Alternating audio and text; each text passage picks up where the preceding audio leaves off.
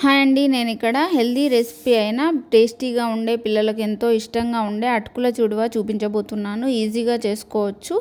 So ముందుగా అయితే అటుకులు క్రిస్పీగా ఉన్నాయో లేదో చెక్ చేసుకోవాలి. క్రిస్పీగా లేకపోతే ఒకవేళ డ్రై రోస్ట్ చేసుకోవాలి. కొద్దిగా తీసుకొని డ్రై రోస్ట్ చేసుకోవాలన్నమాట. తర్వాత ప్యాన్ పెట్టుకొని ఆయిల్ వేసుకోవాలి. నాకు ఇక్కడ క్రిస్పీగానే ఉన్నాయి, అందుకనే నేను అలాగే వేసుకుంటున్నాను. సో ముందుగా అయితే నేను 1 కప్పు వరకు ఆయిల్ వేసుకున్నాను. దాంట్లోకి ఆవాలు, జీలకర్ర, ఒక 5-6 ఎండుమిరపకాయలు వేసుకొని తర్వాత పల్లీలు వేసుకొని పల్లీలు కొద్దిగా వేగిన తర్వాత పుట్నాలు వేసుకోవాలి. ఆ తర్వాత వెల్లుల్లి దంచింది, కచ్చాపచ్చగా దంచింది కొద్దిగా వేసుకొని కారం, ఉప్పు కూడా వేసుకొని మంచిగా కలుపుకుంటూ వేగనివ్వాలి. వెల్లుల్లి కూడా మంచిగా వేగనివ్వాలన్నమాట. ఇప్పుడు ఇందులోకి పసుపు కూడా కలుపుకొని అటుకుల్లోకి కలిపేసుకుంటే అటుకుల చుడువ రెడీ అయిపోతుంది. Thank you for watching. Please subscribe. ఒకవేళ మీకు మసాలా ఫ్లేవర్ కావాలనుకుంటే మసాలాలు కూడా యాడ్ చేసుకోవచ్చు ఇందులో.